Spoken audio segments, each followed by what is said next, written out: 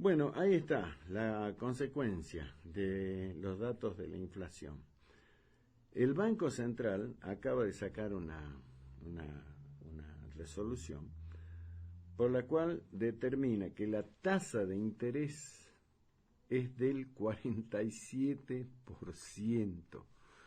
47%. Es de loco, ¿eh? Es de loco. ¿Quién puede intentar hacer crecer su actividad económica con una tasa de interés que el Banco Central, repito, en consecuencia de los datos inflacionarios, la acaba de elevar al 47%?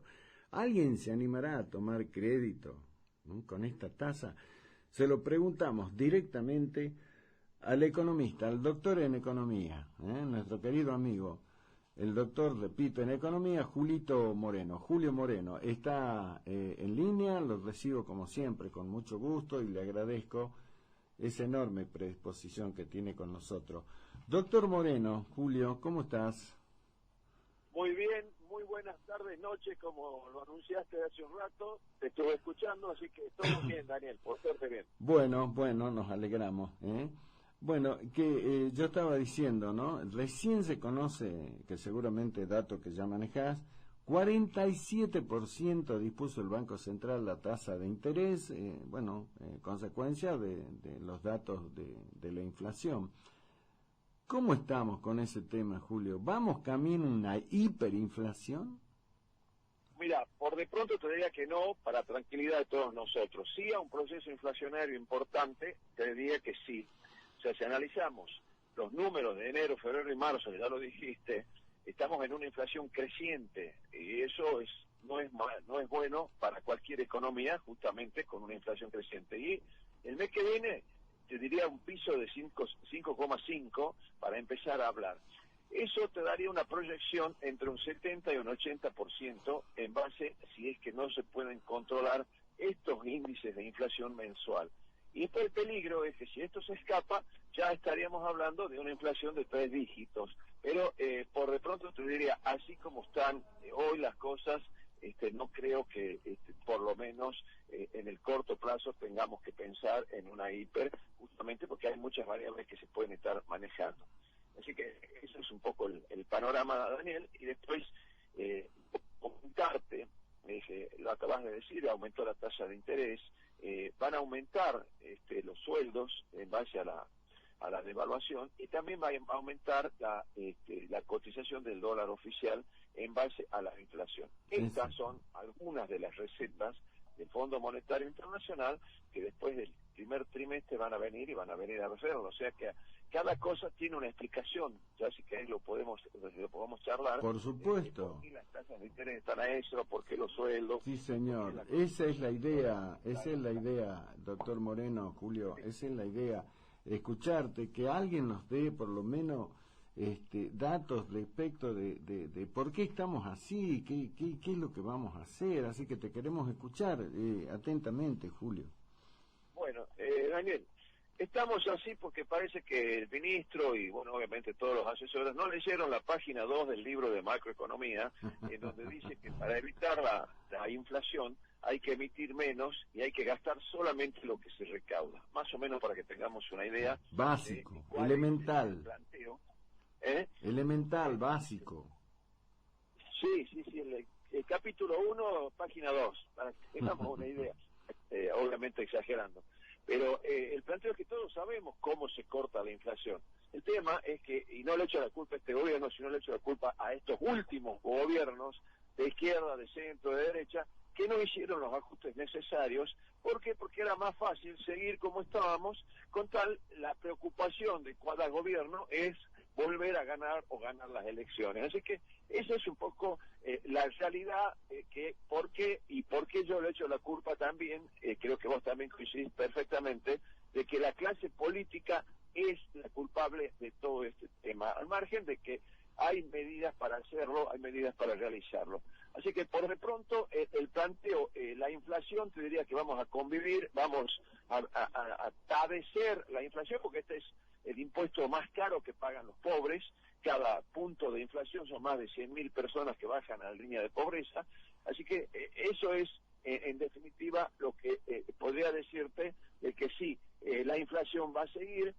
¿Y por qué va a seguir la inflación a pesar de todas las medidas de controles de precios, que son todas medidas que ya fracasaron y que lamentablemente no dan resultado? Entonces, digamos, bueno, hacemos medidas de alguna manera progresistas, o sea, gradualistas, o eventualmente podemos hacer alguna medida de shock, como fue ya la historia de Argentina con la ley de convertibilidad, $1, $1, el austral. O sea, son distintas medidas que venimos ya arrastrando de hace años porque realmente no tenemos conducta para controlar la inflación, y es un poco haciendo mención también a los países limítrofes que están en un 2 o un 3% de inflación, y lamentablemente nosotros no hemos aprendido la lección. Pero bueno, sigamos viendo. ¿Y por qué te digo que esto va a seguir, vamos a seguir padeciendo inflación?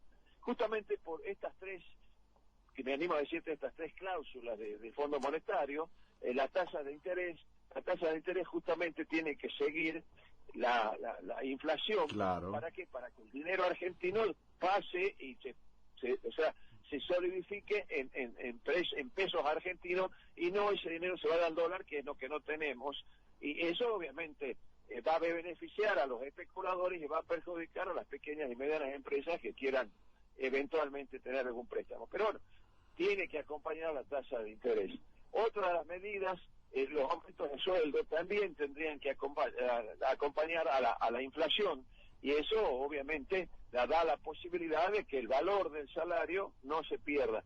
Todo esto es una serie de luchas que eventualmente se pondrán que hacer a través de sindicatos y demás, para que los trabajadores no pierdan el valor adquisitivo de sus salarios. Y después, ¿por qué digo el dólar? El dólar también tiene que ir acompañando, o sea, la devaluación del dólar, ¿por qué tiene que ir acompañando la inflación?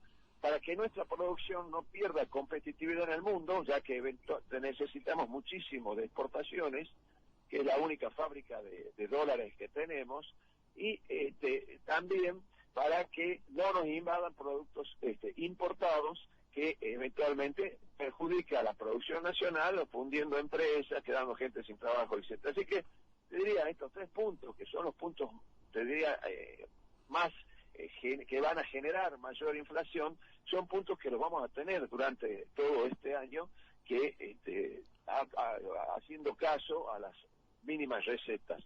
Y ahora, esto es un análisis, Daniel, desde la economía. Uh-huh. Y si nos ponemos a ver desde la política, que obviamente es uno de los grandes problemas que nosotros tenemos, es que hay que ver si este gobierno quiere o no quiere hacerse cargo o hacer lo que las políticas recomiendan, en este caso del Fondo Monetario Internacional. Y eso, hay muchos analistas que ya están pensando que no van a respetar en definitiva lo que está pidiendo el Fondo Monetario.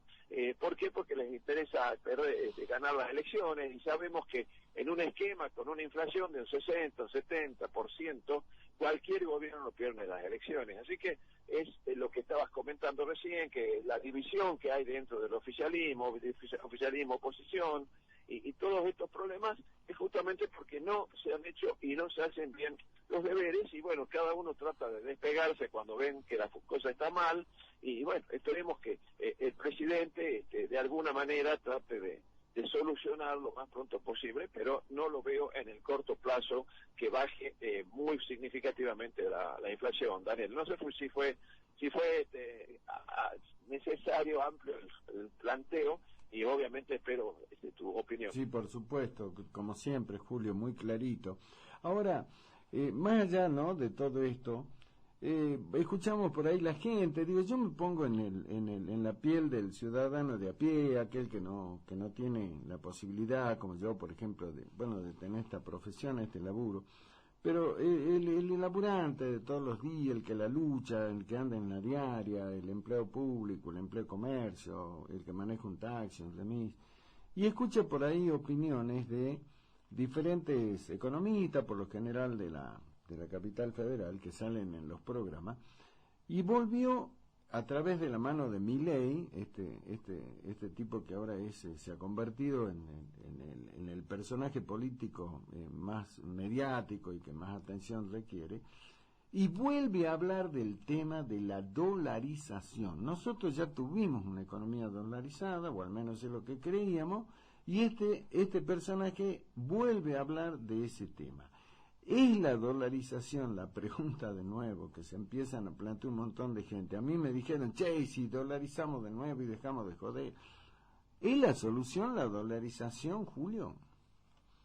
Mira, Daniel, por de pronto te diría que ya nuestra economía es bimonetaria. O sea, por un lado tenés los pesos argentinos, claro, los nuestros pesos, y por otro lado tenés dólares. Si no, sin ir más lejos, andás a comprar una propiedad, a comprar alguna cosa y te van a decir tantos dólares y demás. O sea, ya de por sí está dolarizada la economía. Hay más de 400.000 millones de dólares de argentinos en el exterior. Eso te da la pauta de que, en definitiva, en los dólares hay mucha plata en los colchones, más de 200 y pico mil millones de dólares en los colchones. O sea, la economía ya de por sí está bimonetizada. Ahora, si mañana me decís, bueno, vamos a dolarizar la economía, y bueno, en economía te podría decir, bueno, mirá, para dolarizar tenemos que ver cuánto es la cantidad de dinero circulante en bancos, en títulos, etcétera, y lo dividimos por la cantidad de dólares que tenemos en reservas en el Banco Central. Ese numerito te puede dar un valor, porque el problema va a ser qué valor le vamos a poner al dólar. Ese numerito te va a dar un valor entre 550 y 600 pesos por dólar. ¿Te imaginas? Si ahora el dólar está a 110, subirlo a 500 y pico, vamos a tener una inflación de 400, 500% ya para empezar a hablar de dolarizar. Eso te diría desde el punto de vista ya práctico y técnico. Ahora, por otro lado, tenés que ver, decir, bueno, señores, si nosotros dolarizamos la economía, vamos a jugar con las reglas de juego que está jugando Estados Unidos a través de la Fed. La Fed es el equivalente del Banco Central nuestro, ¿no es cierto? Hoy Estados Unidos está con una inflación de un 7,5, 8%, y la Fed está aumentando la tasa de interés. Entonces, fíjate vos que en definitiva nosotros vamos a sufrir o padecer o beneficiarnos con la política macroeconómica que fije en Estados Unidos el efecto de que a ellos los va a beneficiar de alguna manera. Entonces, es muy complejo hoy hablarte de decir de una dolarización cuando en definitiva tenemos una herramienta monetaria que actualmente la podríamos usar, pero lamentablemente la estamos usando mal, concretamente emitiendo dinero. Entonces, sería quitarnos una herramienta. Eso yo lo veo como una última instancia, dolarizar, pero la dependencia que vamos a tener con Estados Unidos va a ser muy muy fuerte, que a mí personalmente como argentino no me gustaría que sea así. Mientras tanto, aquel que te está escuchando atentamente, doctor Moreno, te pregunta, y doctor, y mientras tanto, ¿qué hacemos? Mientras tanto, empecemos a tener más conducta, le explicamos al gobierno que baje el gasto, que eventualmente diga no vamos a emitir más dinero, y eso va a ser una medida para empezar. Otra medida puede ser implementar una política de shock, porque acabo de decirte, las medidas gradualistas ya nos están dando, siempre nos siguen dando malos resultados. Una política de shock y decir, bueno, vamos a implementar, no sé, un austral, un peso, una convertibilidad o lo que fuera, a los efectos de darle algún corte definitivo y ya a la inflación. Ahora, el planteo es decir, bueno, ¿cómo lo hacemos? ¿Qué posibilidades hay? ¿Qué ayuda política? Porque para implementar un plan de este tipo, no solamente tenés que decir, bueno, desde lo técnico yo puedo hacer, sino también un acuerdo político. ¿Y por qué digo un acuerdo político? Porque son medidas que se tienen que perdurar en el tiempo, medidas que son políticas de Estado que se tienen que mantener a través del tiempo. O sea, hoy arreglar con el oficialismo, pero el oficialismo tendrá que arreglar con la oposición y todos los otros partidos políticos, porque cuando son gobierno, si llegan a ser gobierno la oposición, también van a tener que seguir manteniendo o manejando las reglas que se están instrumentando ahora. Así que el planteo es decisión política, liderazgo y por supuesto un plan que no lo tenemos, que se respete y que lo respete no solamente el gobierno, ahora el oficialismo, sino también la oposición y el resto de los partidos políticos. O sea, no es fácil hoy decirte cómo vamos a ir saliendo. Vamos a ir saliendo con decisión política, con liderazgo y por supuesto con el apoyo de todos los sectores, ¿no? Ayer estuve con reuniones con sindicatos, con gente que también todos quieren que haya un plan, que haya un modelo para que en definitiva no nos veamos perjudicados y empezar el planteo, el deseo de crecimiento del país. Y eso es lo que nos está faltando. Falta decisión política, falta liderazgo, y si vemos que el oficialismo se está dividiendo, se está separando, yo no sé cómo podemos pensar o empezar a hablar de instrumentar un plan económico hoy en estos 2 años que le quedan al gobierno. Así que es complejo el asunto, pero yo creo que la receta es justamente saber y decirle, señores, la solución es que haya un acuerdo político. Y le echo la culpa en un 95% al sector político de cuál es la situación que en este momento tenemos. Exacto.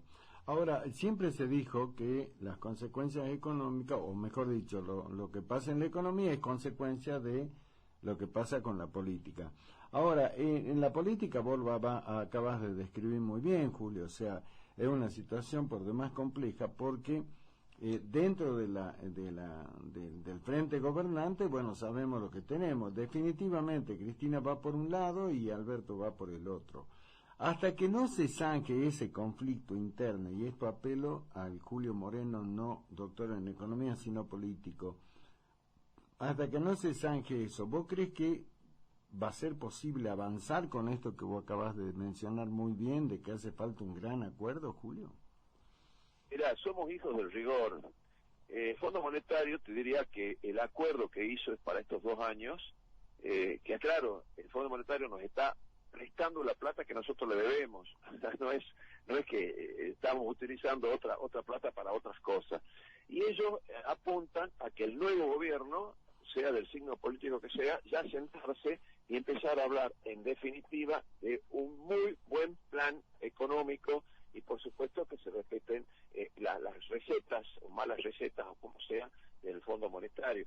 Así que yo te digo, no dejo de perder las esperanzas, las expectativas, pero te diría que vamos a empezar a ver mejora en definitiva con un plan económico, con políticas de Estado, seguridad jurídica, estabilidad, etcétera, con el próximo gobierno, porque me animaría a decirte que el año que viene, al ser un año netamente electoral, es muy probable que se siga con las mismas recetas, con estas políticas populistas y demás. Así que es complejo y espero que este gobierno, si Alberto está en condiciones o quiere ser reelecto, tendrá que hacer los ajustes necesarios porque como vamos, seguro que pierde.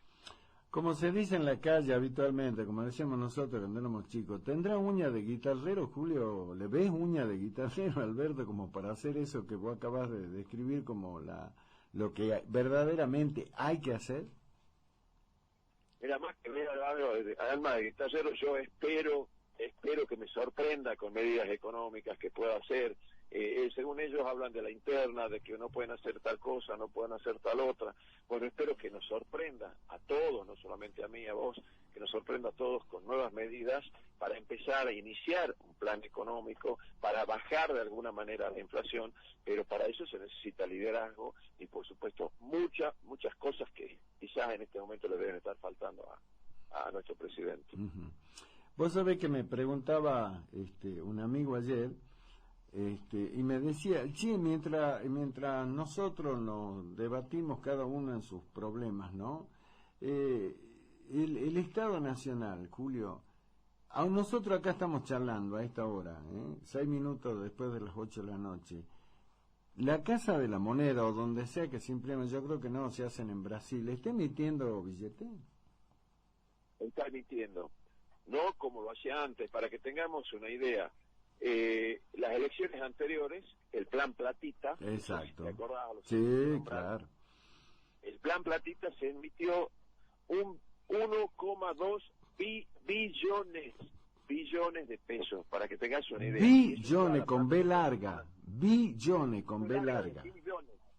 Sí, billones. Entonces esa plata está en dólares, está en plazo fijo, está en títulos de acciones, está circulando y esa cantidad de dinero en exceso provoca la inflación que nosotros estamos padeciendo, con el agravante de que no va a parar en el corto plazo justamente por las la misma receta del fondo, los ajustes que tiene que hacer el fondo. Así que, por eso te digo, se va a necesitar mucho liderazgo, mucha fuerza y, por supuesto, una decisión política inquebrantable.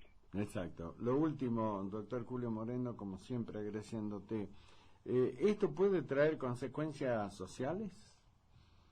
Obviamente. Nosotros, o por lo menos yo lo que estoy viendo y estoy leyendo, de que, por ejemplo, cuando disminuyan los subsidios a la energía, van a aumentar, por supuesto, las tarifas de la luz, del gas y eventualmente los combustibles. Hasta ahí podemos hablar, se está hablando de una tarifa plana, que la gente que no puede pagarlo no va a pagar, o va a pagar menos, bueno, etcétera. El planteo es que yo entiendo que no se van a cortar los planes sociales. O sea, eso es importante desde el punto de vista social. El plan social sabemos que sirve para un determinado momento, no más de 6 meses, pero bueno, lamentablemente acá se lo autorizó políticamente. Hoy más de la mitad de Argentina vive directa o indirectamente del gobierno. Entonces, ese ajuste va a ser un ajuste que va a tener un costo social. El tema es que sea, en definitiva, que lo pague la gente que no necesita tanto como en este momento se están pagando los planes sociales, y que vayan direccionados a la gente que realmente necesita. Entonces, eficienticemos los pagos a los subsidios, busquemos la forma de que se creen empresas. Y hay otro tema también importante que también el gobierno tiene que tener claro. ¿Cómo creció la economía de Italia, por darte un ejemplo? La economía de Italia creció a través del trabajo intenso de las pequeñas y medianas empresas. Pero hay una franja dentro de las pequeñas y medianas empresas que se acepta hasta un 5% del trabajo informal. No te olvides que nosotros tenemos un 50% de trabajo informal y un 40 y pico por ciento de pobreza. O sea, son variables muy difíciles de evaluar un plan cuando tenemos este tipo de variables. Pero, ¿qué hizo Italia? Señores, pequeñas y medianas empresas empiezan a trabajar. Ya sé que ustedes están evadiendo, que trabajan así, que trabajan así. Pero si esta empresa da resultados y necesita crecer, va a pasar a un circuito formal. ¿Qué significa? Va a poder abrir una cuenta corriente en un banco, va a tener que pagar impuestos porque necesita facturar. O sea, ya empieza en el circuito formal, pero sí darle la oportunidad a esta empresa, cooperativa, emprendedores o cualquier tipo de empresas que se puedan hacer, darle la oportunidad de que puedan llegar a crecer y después sí entrar a un circuito formal. Eso ya son políticas de Estado también, por ejemplo. Así que el tema social va a ser un tema que hay que tenerlo muy claro y muy presente, Daniel. Exactamente. Doctor Julio Moreno, doctor en economía, economista, gracias como siempre por cada vez que pasan estas cosas, vos salís para pasarnos al idioma más entendible posible y que tengamos, claro, conocer un poco más, ¿no?, de esto que es tan complejo. Te agradezco, Julio, como siempre, y bueno, seguiremos charlando a ver cómo evoluciona este tema, ¿eh? Sí, yo creo que vamos a tener que seguir charlando bastante, Daniel, porque sí, señor, va a ser muy difícil enderezar de alguna manera y empezar un proceso de desarrollo y de crecimiento, a pesar de que algunas luces se están prendiendo de reactivación, pero en definitiva el proceso inflacionario realmente quita la posibilidad de programar, de planificar o de iniciar cualquier emprendimiento. Así que creo que vamos a tener que seguir, Daniel, sí, señor. El camino, acompañándote a vos y a toda tu audiencia. Menos mal que te tenemos, así que bueno, te mando un fuerte abrazo. Feliz Semana Santa, mi querido amigo, hermano de la vida. Feliz Semana Santa para vos y tu gente.